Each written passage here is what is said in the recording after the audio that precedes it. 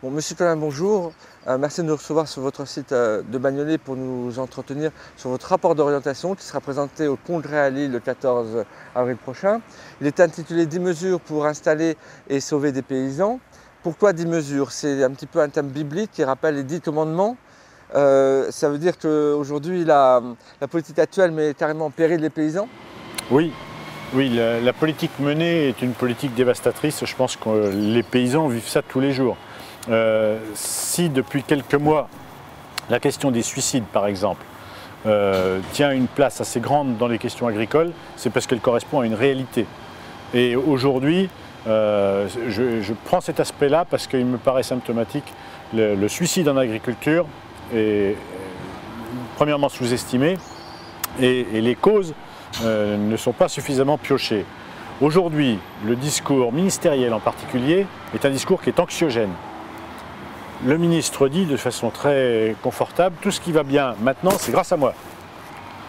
Le prix du lait remonte, c'est grâce à moi. Les marchés céréaliers vont bien, c'est grâce à lui, en oubliant que c'est juste parce qu'il manque 50 millions de tonnes de blé. Puis tout ce qui va mal, c'est de la faute aux paysans.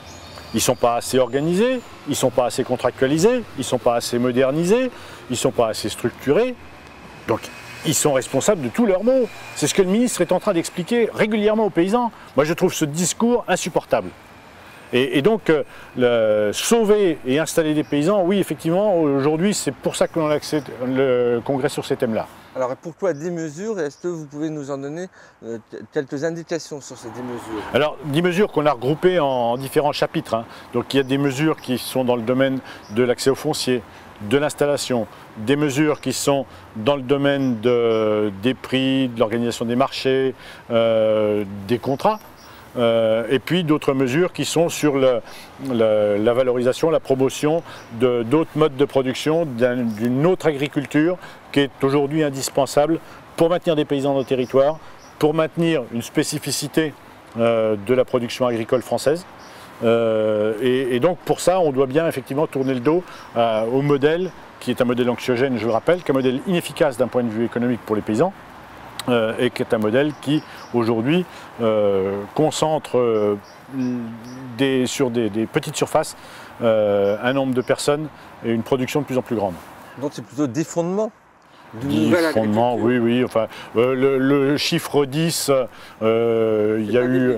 Non, c'est pas biblique, il n'y a pas de connotation de biblique, mais c'est un outil pratico-pratique pour qu'on puisse identifier clairement et pour qu'on puisse mesurer aussi l'urgence qu'il y a de sauver, mais d'installer aussi des paysans. Il y a une place aujourd'hui pour un autre type de production agricole, d'autres modes de production.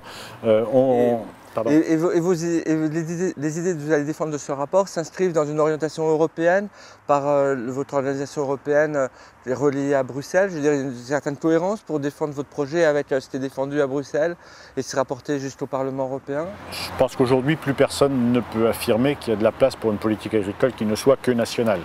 Donc évidemment, toutes les politiques agricoles sont incluses dans la politique agricole européenne.